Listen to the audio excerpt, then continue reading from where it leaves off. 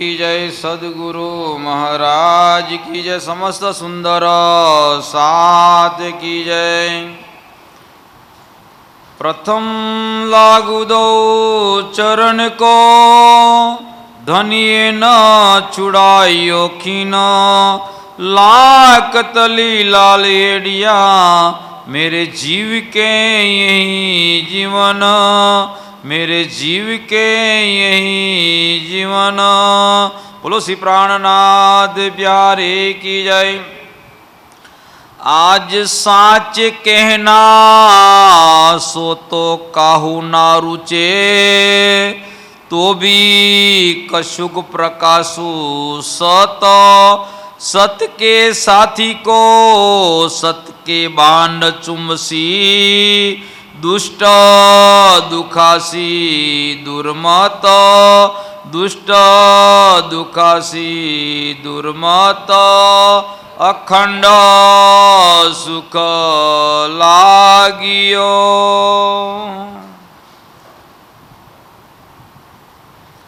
प्रणाम।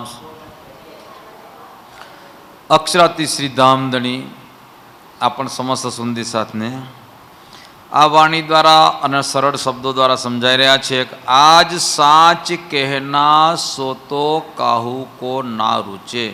આજે સાચું કહેવું કોઈને ગમતું નથી અને ગમવાનું નથી, પણ સાચું કયા વગર પણ ચાલવાનું નથી। કારણ કે સાચે કો સાચા કહું, સાચે સાગર તારું। સાચાને સાચું જ કહેવું પડશે અને સાચાને સાચું કહેવા માટે શું કહે છે આપણે આ પ્રકરણથી જોઈશું, બીજા પ્રકરણમાં નથી જોવું। આ પ્રકરણ છે કિરંતન કિતાબ, પ્રકરણ નંબર 13 અને 13ની અંદર કહે છે ઈત વૃંદાવન રાસલીલા રાતડી અખંડ, ખેલે પિયુ ગોપી જન, તો ઉદ્ધવ સંદેશા કિન પર લાયા, કહો કિનને કિએ રુદન। સ્વયં ધામધની અક્ષરાદી કહી રહ્યા છે કે વ્રજ પણ અખંડ છે અને રાસ પણ અખંડ છે। તો વ્રજમાં પણ કૃષ્ણજી છે અને રાસમાં પણ કૃષ્ણજી છે, અને બંનેની અંદર જે અખંડ કૃષ્ણજી છે તો ઉદ્ધવ ઉપર સંદેશો લઈને આયા, એ કયા કૃષ્ણજી હતા? એટલે કૃષ્ણની ઓળખાણ કોઈ કરી શક્યું નથી, અને નથી ઓળખાણ કરી શક્યું। વાણીમાં કૃષ્ણ વિશે સમજાયું છે, નથી સમજાયું એવું નથી, પણ પ્રસંગ ક્યારનો છે કોઈ જાણતું નથી। અને પ્રસંગ જાણે ને તો હું તો એમ કહેવા માંગુ છું, એટલા પ્રસંગ તમે સમજી લીધા હોય અને એ પ્રમાણે ચાલો તો ખરેખર તમે આ વાણી ઉપર ચાલ્યા કહેવાય। આમ તો કહે છે બધા કે પર ન આવે તોલે એકને મુખ શ્રી કૃષ્ણ કહંત, બરાબર છે, એ ખોટું નથી। પર ન આવે તોલે એકને મુખ શ્રી કૃષ્ણ કહંત કેમ કહેવામાં આવ્યું? કે કૃષ્ણ સિવાય પૂર્ણ બ્રહ્મ પરમાત્મા કોઈ તનમાં લીલા કરી ગયા નતા, એ કૃષ્ણના તનમાં જ લીલા કરી છે। એટલે કૃષ્ણનું નામ લે તો ચોક્કસ એ આવાગમનના ચક્કરમાંથી છૂટી જાય। શેના ચક્કરમાંથી? આવાગમનના ચક્કરમાંથી છૂટી જાય। એ વાત સુખદેવ મુનિએ પરીક્ષિતને સમજાઈ।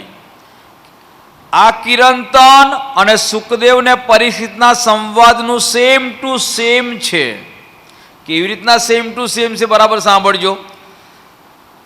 સુખદેવ મુનિ જ્યારે સંભળાવવા માટે બેઠા તો પરીક્ષિત રાજાને કીધું કે હે પરીક્ષિત રાજા, આપણે જે જગતમાં બેઠા છે એ જગતની અંદર બે પ્રકારની મતિ છે।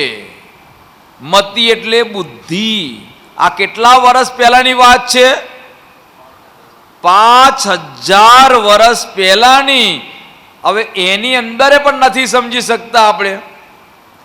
5000 5,500 વર્ષ પહેલા સુખદેવ મુનિ કહેવા લાગ્યા કે હે પરીક્ષિત, આપણે જે દુનિયામાં બેઠા છે એ દુનિયામાં બે મતિ છે, બે બુદ્ધિ છે। પણ એ બુદ્ધિ સપનામાં બે છે, બડી મત અને કુમત. બડી મત અને કુમત કેમ કીધું કે બડી મત છે, બડી મત કોને કહેવાય? શ્રી કૃષ્ણજી કો પ્રેમ ઉપજાવે, જે કૃષ્ણજીને માનતા હોય એને બડી મત કહેવાય. તો કે બડી મતથી શું થાય? તો એ ભવસાગર તરી જાય. બરાબર સાંભળજો, બડી મતથી શું થાય? તો ભવસાગર તરી જાય. ભવસાગર તરી જાય એટલે સાત સાગરનું વર્ણન કર્યું, આઠમો સાગર બિના હિસાબ. એમ આ જગતમાં સાત સાગર તો બધા જ તર્યા, પણ આઠમો સાગર કોઈ તરી શકતું જે ભવસાગર છે. અને ભવસાગર તરી જાય તો આવાગમનના ચક્કરમાંથી છૂટી જાય. પણ ક્યારે? કૃષ્ણનું નામ લે, નામ નહીં, કૃષ્ણ જે કહ્યું એ પ્રમાણ ચાલે તો. નકર કૃષ્ણનું નામ લઈને હનુમાનજીની પૂજા કરો ને તોય ભવસાગર ના તરાય. કૃષ્ણનું નામ લઈને ગણપતિની પૂજા કરો તો ભવસાગર ના તરાય. એ ખેમો લખ્યું છે. કુમત કોને કહેવાય? કુમત કોને કહેવાય? તો કે કૃષ્ણજી સિવાય બીજા કોઈનું પણ આરાધન કરશે એ કુમત આવે. અને કુમત ક્યાં જઈ જાય? તો કે અંધકૂપમાં પડે. અંધકૂપનો મતલબ આવાગમનના ચક્કરમાં રે. જો આવાગમનના ચક્કરમાંથી નીકળવું હોય તો કૃષ્ણજીને માનજો. પછી ત્યાં આગળ તમે ગણપતિની આરતી ઉતારશો, હનુમાનજીના મંદિરમાં જશો, અંબાના દર્શન કરશો, અંબાના મંદિરમાં જશો, તોય તમારે આવાગમનનું ચક્કર રહેવાનું. કૃષ્ણજીનું નામ ગમે એટલું રટો, પણ તમે પેલાનું પૂજન કરશો તો કામ બનવાનું નથી.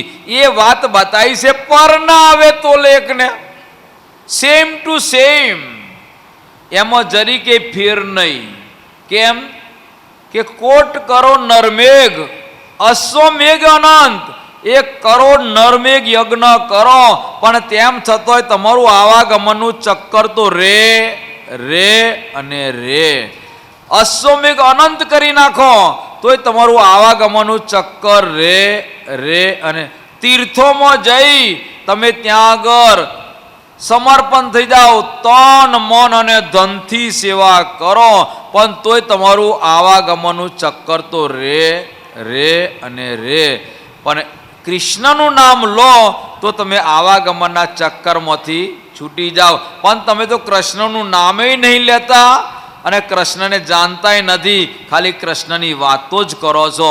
એટલે એ પ્રમાણે અહીંયા આગળ આપણને બતાવે. બરાબર સાંભળજો. વ્રજને રાસ અખંડ કહે પ્રગટ. વ્રજ પણ અખંડ છે અને રાસ પણ અખંડ છે. સો તો નિત નિત નવલે રંગ, અને ત્યાં રોજ નવી નવી લીલાઓ થાય છે. એ આપણા વડીલો પહેલા તો ભજન ગાતા હતા. આપણે પહેલા ભજન ગાતા હતા. નથી શુદ્ધ થિયોલોજી. કયું ભજન ગાતા હતા? સજની સુનો અનુપમ વાત, કવિ એકાદની, વાલે મારે પૂરણ પદની વાત કહી મને. અને તો રાધા કૃષ્ણનો ખેલ લીલા નિત્ય એ સેમ ટુ સેમ છે કે નહીં? વ્રજને રાસ અખંડ કહે સો તો નિત નિત નવલે રંગ. એક રંચક રહે જો બ્રહ્માંડ કી તો ટીકા કો હોવે ભંગ. હવે એક રંચક, એક રેતીનો કણ જો બાકી રહી જાય તોય પણ આ ટીકા ખરેખર યોગ્ય નથી. તો હવે વ્રજ પણ અખંડ કર્યું, રાસ પણ અખંડ કર્યું, તો ક્યાં આગળ કર્યું? તો વ્રજમાં કોણ અખંડ થયું? રાસમાં કોણ અખંડ થયું? એ પ્રમાણે એટલે ગોકુળની લીલા પહેલા કૃષ્ણનું નામ કોઈ જગ્યાએ હતું, અને હવે આવો કદાચ કોઈ કે માહેશ્વર તંત્રમાં પણ કૃષ્ણનું નામ છે, પુરાણ સંહિતામાં પણ કૃષ્ણનું નામ છે. કોઈ કહેતા હોય તો ચિંતા કરવાની જરૂર કેમ નથી? જરૂર. હુકમે વેદ કતેબ મેં લાખો લીખે નિશાન. હુકમથી લખાયેલા છે. અને કેટલા માટે લખાયા હતા? કે કૃષ્ણ સિવાય બીજા કોઈ તનમાં પૂરણ ભ્રમે લીલા નથી કરી, અને હુકમથી લખાયેલું. અને કોને ખોલ્યું? આજે વિચાર કરો, ભાગવત હુકમથી લખાયું હતું, પણ કોને ખોલ્યું? એક અક્ષરાતીત રાજ્યે. જો રાજ્ય ના હોત તો ભાગવતનો એક પણ શબ્દ કોઈ ખોલી શકવાનું નહોતું. જો રાજજી નાયા હોત તો રામાયણનો પણ ભેદ ખોલી શકવાનું નહોતું. જો રાજજી નાયા હોત તો કુરાનનો પણ ભેદ કોઈ ખોલી શકત નહીં. ખુદ ખુદા સિવાય કોઈ ખોલી શકવાનું નથી. એ પ્રમાણે પૂર્ણ બ્રહ્મ પરમાત્મા આયા ને ત્યારે આપણને કૃષ્ણની ઓળખાણ કરાઈ. એટલે હવે જો કૃષ્ણને માને છે તો કૃષ્ણ એ શરીરનું નામ છે. કૃષ્ણની અંદર કૃષ્ણ નથી. કૃષ્ણની અંદર કોણ છે? વિષ્ણુ ભગવાન. કૃષ્ણની અંદર કોણ છે? ગૌલોકી શક્તિ. કૃષ્ણની અંદર કોણ છે? અક્ષરાતીત પૂર્ણ બ્રહ્મ રાજજી.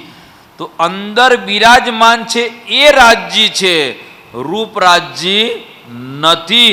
પણ એ કૃષ્ણ મોટો પડદો એટલામાં આ રાજજીએ પોતે પોતાના મુખારવિંદથી કૃષ્ણ કહ્યું જ નથી, કોઈ પણ જગ્યાએ નહીં. રાજ્યએ પોતે પોતાના મુખારવિંદથી નામ આપ્યું, સાહેબનું આપ્યું, પણ કૃષ્ણનું નામ તો આપ્યું નથી. એટલે કીધું સાહેબ બિના સબ દોજખ. સાહેબ વગર બધું દોજખમાં જવાનું છે. અને હવે જે કૃષ્ણની ચોપાઈઓ થોડી જોઈ લઈએ આપણે. વ્રજની લીલાનું વર્ણન થતું હોય તો વ્રજમાં રાજજી શું બન્યા હતા? કૃષ્ણ. તો લીલાનું વર્ણન થાય કે ના થાય? રાસની અંદર છે તો રાસની અંદર રાસની રામત કોને કરી? રાજજીએ. પણ કૃષ્ણ, કયા કૃષ્ણ? પણ તમને એકઈની ખબર નથી. વૈષ્ણવો જોડે જાઓ, રાધા વલ્લભી સંપ્રદાયમાં જાઓ તો રાધા વલ્લભી સંપ્રદાયમાં બે કૃષ્ણને માને છે. એક નાના કૃષ્ણને માને છે અને એક મોટા કૃષ્ણને માને છે. નાના એમાંય જવાની જરૂર નથી, આપણા સંપ્રદાયમાં આવી જાઓ. દેવચંદ્રજી જ્યારે કચ્છની અંદરથી આયા, ક્યાં આગળ આયા? ભોજનગરમાં. અને ભોજનગરમાં હરદાસજી હતા. તો હરદાસજીને ત્યાં જ્યારે દેવચંદ્રજી ગયા તો હરદાસજી કેટલા ભગવાનની પૂજા કરતા હતા? બે ભગવાનની. એક નાના કૃષ્ણ અને એક મોટા કૃષ્ણ. નાના કૃષ્ણનું નામ શું હતું? બાલ મુકુંદ શ્રી કૃષ્ણ. અને મોટા કૃષ્ણનું નામ શું હતું? બાંકે બિહારી શ્રી કૃષ્ણ. આવો ઓળખાણ કરી લઈએ. દેવચંદ્રજી જ્યારે હરદાસજીની એટલી સેવા કરતા કે હરદાસજી મંદિરમાં હોતા હોય ને તો પરિક્રમા કરે. એટલે હરદાસજી વિચાર્યું કે તું તો આ તો આજના મહારાજો નહીં વિચારે, એ તો હરદાસજી વિચાર્યું. કેમ વિચાર્યું? જાગૃત કરવા માટે. આજના મહારાજો તો આરતી ઉતારવા વાળા. દેવચંદ્રજી રોજ સવારે 3 વાગે ઘેરેથી ઉઠે, મંદિર બંધ હોય તો હરદાસજીને ત્યાં આવે અને પરિક્રમા કરતા કે નતા કરતા? અને એ હરદાસજી જ્યારે ઉઠીને જોયું કે આ દેવચંદ્રજી પરિક્રમા કરે છે, મંદિરની ભગવાનની પરિક્રમા કરે છે, તો હું મંદિરમાં રહું છું તો ભગવાનની સાથે સાથે પરિક્રમા કોની થાય? મારી થાય છે. અને મારી પરિક્રમા થાય છે તો ખરેખર મારે પાપ લાગે, મારે નરકમાં જવું પડે. એટલા માટે મારી પરિક્રમા કરવી જોઈએ નહીં. અને આજના મહારાજો તો પરિક્રમાને પગે દોડાવે ને આરતી કરાવે. વિતક જોવા તમે તો ખ્યાલ આવશે. આગળ જોઈએ. હવે હરદાસજીએ કીધું કે હે દેવચંદ્ર, તું એમ કર, બે ભગવાનમાં એક લઈ જા. બે ભગવાન કયા હતા? એક નાના કૃષ્ણ અને મોટા કૃષ્ણ. બરાબર સાંભળજો, સમજવા જેવો પ્રસંગ છે. કૃષ્ણ કૃષ્ણ કરતા હોય ને તો કૃષ્ણની ઓળખાણ નહીં તમને. હવે એક તમારા કૃષ્ણ જે કૃષ્ણ માનવા વાળા એ કૃષ્ણ શું કહે છે? બરાબર સાંભળો કાકા, આવું કોઈ ખોલી નહીં બતાવે. હરદાસજીએ કીધું કે હે દેવચંદ્રજી, તું બાલ મુકુંદ લઈ જા. અને બાલ મુકુંદ કોણ?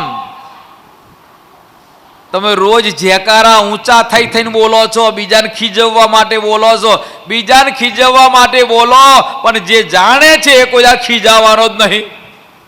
કયા જેકારા બોલો? કિશન કનૈયા લાલ કી જય બોલો. ખીજવવા માટે બોલે કે નહીં બોલતા? એ તમારો કિશન કનૈયો કેટલા વર્ષનો?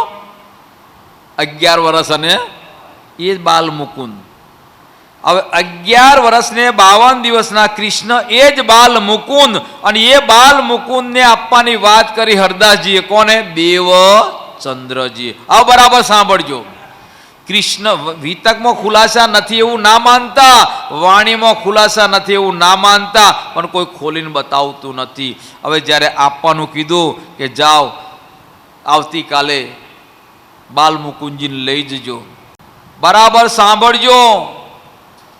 બાલ મુકુંદજીને આપવાનું કહી અને કીધું. દેવચંદ્રજી ઘરે ગયા. હરદાસજી પોતાના રૂમમાં હુતા હતા. હું તો વિચાર કર્યો. કેવો વિચાર કર્યો? કે હવે સવારમાં દેવચંદ્રજી રોજ 3 વાગે આવી જાય છે, અને 3 વાગે આવી જાય અને એ બાલ મુકુંદજીને લઈ જશે તો મને ફરી ક્યારેય સેવા કરવાનો મોકો મળવાનો લાય. આજે છેલ્લો દિવસ, આજે મને છેલ્લો દિવસ મળ્યો છે, એટલા માટે હું એમની સેવા કરી લઉં. એ ભાવથી, સેવા કરવાના ભાવથી હરદાસજી વહેલા ઉઠ્યા, નાઈ ધોઈ અને ફરી વખત ગયા. જ્યારે દરવાજો ખોલ્યો, દરવાજો ખોલીને સિંહાસન ઉપર જોયું તો બાલ મુકુંદજી દેખાયા નહીં. અને ના દેખાયા એટલે આખો દિવસ શોધ્યા, અને શોધતો બધાને પૂછ્યું. બધાએ કીધું નહીં. હવે સાંભળજો. દેવચંદ્રજી કહેવા લાગ્યા કે હરદાસજી તમે મને આપવાને કહ્યું તું, મને આપી દીધા, એટલે તમારે શોધવાની જરૂર છે નહીં, પણ મારામાં કંઈક ચૂક હશે એટલા માટે એ નહીં આવવા માગતા હોય. હરદાસજી કે ના, જો લજી બાલ મુકુંદજી મને દર્શન નહીં આપે તો લજી હું અનાજ લઉં નહીં. આટલી પ્રતિજ્ઞા કરી. હવે સાંભળજો. આટલી પ્રતિજ્ઞા કરી અને હરદાસજી પોતાના પલંગ ઉપર બેઠા છે. પલંગ ઉપર બેઠા છે અને ત્યાં આગળ આંખ મીચી ના મીચી, આંખ મીચી ના મીચીનો મતલબ ઊંઘ આવી ગઈ. અને ઊંઘ આવી ગઈ અને જેવી નીંદ આવી ગઈ ને તો અમે સાક્ષાત બાલ મુકુંદજી ઉભા રહ્યા. આ પેલા મંદિર વાળા નહીં, મૂર્તિ વાળા નહીં, તો આએ બાલ મુકુંદજી સાક્ષાત દિયો દીદાર. હવે સાક્ષાત એટલે કયા?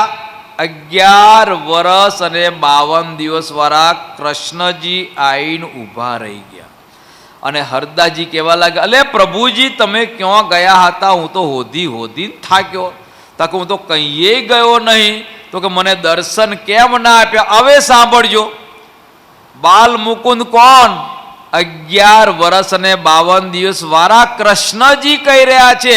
આજે કૃષ્ણ રાધા કૃષ્ણ રાધા કૃષ્ણ રાધા કરવા વાળા સાંભળી લો.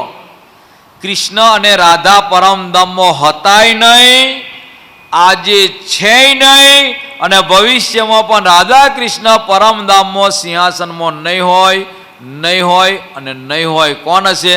શ્રી રાજસિંહ ઠકુરાણીજી. ચોપે જોવા. હરદાસજી પૂછવા લાગ્યા, અલ્યા પ્રભુજી તમે ક્યાં ગયા હતા? મને દર્શન કેમ ના આપ્યા? તો દર્શન આપવા વાળા કોણ છે? બાલ મુકુંદ શ્રી કૃષ્ણ.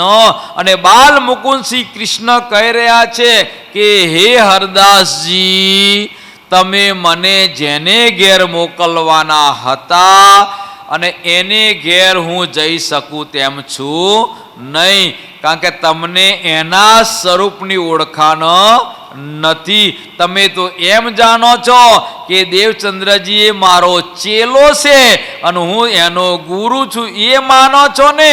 એ દેવચંદ્રજીના સ્વરૂપની ઓળખાણ નથી. એ દેવચંદ્રજી તમારો ચેલો નથી. અને એ પ્રમાણે કીધું, मैं उनकी सेवा न सकूं, ના સ શકું એસાન. આ બોલવા વાળા કોણ? બાલ મુકુંદ શ્રી કૃષ્ણ. તો બાલ મુકુંદ શ્રી કૃષ્ણ એ કોણ છે?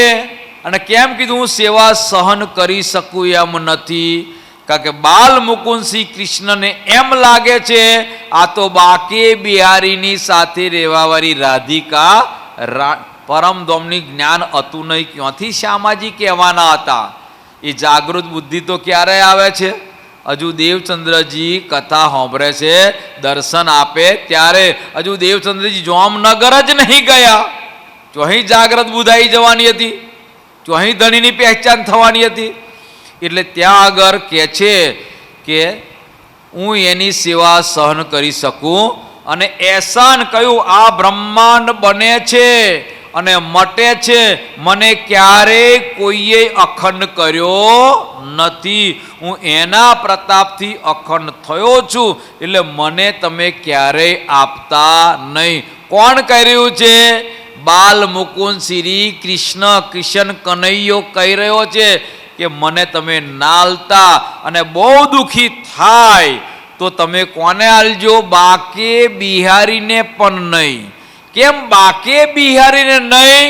અને બાકે બિહારીના વાઘા વસ્ત્ર કેમ? બાકે બિહારી એ રૂપ છે, અને બાકે બિહારી જે વાઘા વસ્ત્ર છે ને એ રૂપ નથી. બાકે બિહારીના વાઘા વસ્ત્ર છે એ રાજ્યનો શિનગાર છે. બોલો શ્રી પ્રાણનાથ. કેમ બોલું છું શિનગાર છે એમ? રાસ કિતાબમાં બોલો શિનગાર છે કે નહીં? પહેલો તો શિનગાર કીધો તે મારે વાલૈયે, લીધો તે નટવર ભેષ. એ શિનગાર લીધો એને વાઘા વસ્ત્ર કહેવાય કે ના કહેવાય? અને જો એને વાઘા વસ્ત્ર કહેતા હોય તો આ વાઘા વસ્ત્ર કોનો શિનગાર છે? બાકે બિહારીનો. આ વાઘા વસ્ત્ર છે એ રાજ્યનો શિનગાર છે. કેમ રાજ્યનો શિનગાર છે? કે રાસ રમાયો કોની માટે? રાસ કોની માટે રમાયો? રાસ આપણા માટે રમાયો જ નથી. રાસની અંદર આપણે કોઈ લેવા દેવા જ નથી. રાસ રમાયો અક્ષર બ્રહ્મ માટે. કારણ કે દૂસરી આરતી રાસ में आई, અક્ષર મનોરથ, અક્ષરની મનની મનોકામના પૂર્ણ કરવા માટે રાસ રમાયો. તો અક્ષરની મનની મનોકામના શું હતી? અક્ષરે એમ કીધું હતું કે મારે પરમધામની લીલા જોવી છે. અને પરમધામની લીલા જોવી હોય તો પરમધામના સ્વરૂપે કરાવી પડે કે બીજા સ્વરૂપે? આપણે રામલીલા જોવી હોય તો રામદેવ વાળા સ્વરૂપે જોવાય કે રામના સ્વરૂપે જોવાય? તો પરમધામની લીલા જોવી છે કોને? અક્ષરને. તો કયા સ્વરૂપે લીલા કરાવાય? પરમધામના સ્વરૂપે. તો પરમધામનો જે શિનગાર છે, સ્વરૂપ છે, એ સ્વરૂપે લીલા કરે ને. એટલા માટે હજુ એ પણ કોઈ જાણતું નથી કે વાઘા વસ્ત્ર આપજો પણ કોના? બાકે. કારણ કે રાજ્ય કોઈ દિવસ પોતાની આત્માઓને બીજાનું પૂજન ના કરવા દે, ના કરવા દે ને ના કરવા દે. એટલે જેને જેને અસલનો ઈમાન છે, જેને વાણી લીધી જીવનમાં ઉતારી, એ કોઈ દાડ બીજાનું પૂજન કરવાના. અને જેને વાણી નથી લીધી એ બીજાનું પૂજન કરવાના. એટલે આજે કહીએ કે આપણે બધા 50 ઊંધી સાથ છીએ તો 25ના ઘેર રાજ્ય પધરાઈને બધી વિધિ થાય. અને પેલા આપણા સુંદી સાથ છે, રાજ્યને પધરાઈને વિધિ કેમ નહીં કરતા? એ રાજ્ય સાથે નિસ્બત નહીં એટલા માટે. અને જેને રાજ્ય સાથે નિસ્બત છે એ પોતાના ઘરે ગમે એવો પ્રસંગ હશે તો રાજ્યને જ આગળ કરશે. એ વિતકમાં પણ બતાવ્યું છે, એ વાણીમાં પણ બતાવ્યું છે. એટલે પ્યારે સુંદી સાજી સમજવા જેવો પ્રસંગ છે કે કૃષ્ણ છે એ રૂપ છે અને અક્ષરાતીત એ સ્વરૂપ છે. હવે મહામતીની પણ ખુલાસો કરી લઈએ. મહામતી પ્રાણનાથ મહામતી એ પ્રાણનાથ નથી. મહામતી કોને કહેવાય અને મહામતી ક્યારે બન્યા?